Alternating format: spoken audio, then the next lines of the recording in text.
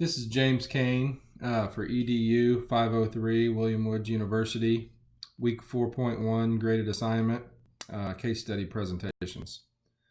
The case study that I chose was case study 9.4, the National Football League versus McBee and Brunos Incorporated. The plaintiff was the National Football League and the St. Louis Cardinals. This is back when the St. Louis Cardinals was actually the football team in St. Louis, and it was before they moved out to Arizona and became the Phoenix and then the Arizona Cardinals. The defendants were the owners of several St. Louis restaurants. The case alleges that the owners of the restaurants violated federal copyright and communications laws by showing Cardinals home games that had been blocked out in the St. Louis area. According to the NFL and the Cardinals, the restaurants picked up the signals for the games through a satellite dish antenna. There had already been a temporary restraining order issued and a preliminary injunction issued by the district court. After a trial, the district court entered a permanent injunction against the defendants based on the Copyright Act of 1976 and the Federal Communications Act. The Cardinals, which back then was one of 28 teams in the NFL, is an unincorporated nonprofit association which plays scheduled games against other member teams of the league. The league has contracts with three major television networks. Back then it was NBC, ABC, and CBS, not ESPN. And one provision of the contract is that the games are not sold out. If the games are not sold out within 72 hours of game time, they're to be blacked out and not broadcast within a 75-mile radius of the home team's playing field.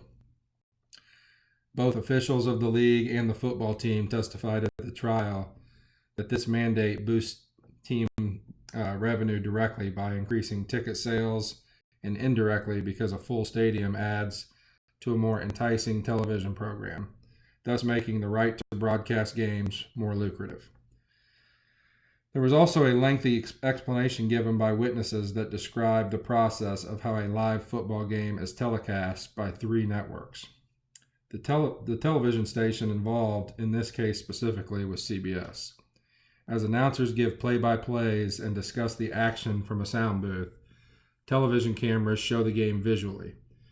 Both audio and visual signals are combined at an earth station outside the stadium, which is called an uplink.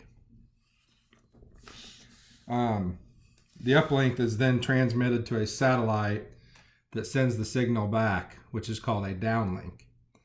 The downlink then goes to a control point on Long Island.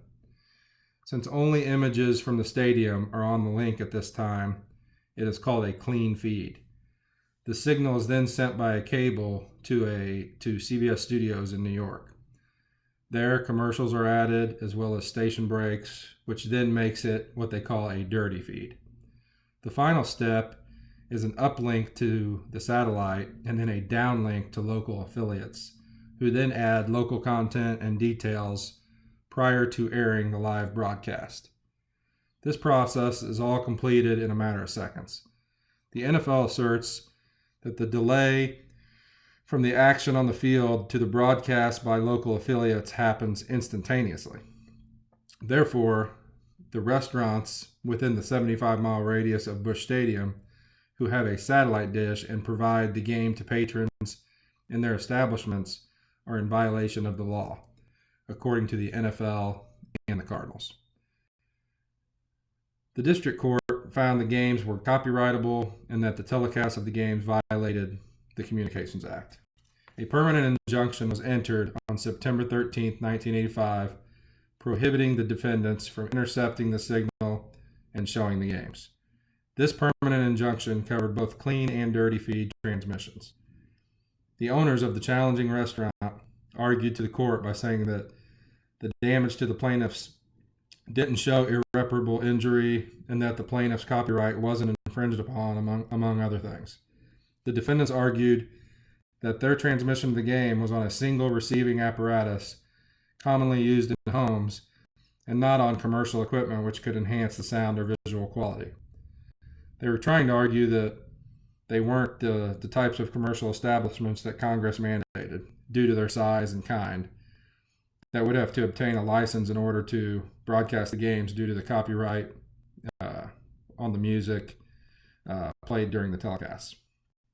In the end, the court found that the defendants, Gerald Gutman and Frank Incorporated, had not violated the Copyright Act, and there was no irreparable harm to justify permanent injunctive relief. The court issued a permanent injunction against McBee and Brunos Incorporated based on the Copyright Act of 1976 and the Federal Communications Act.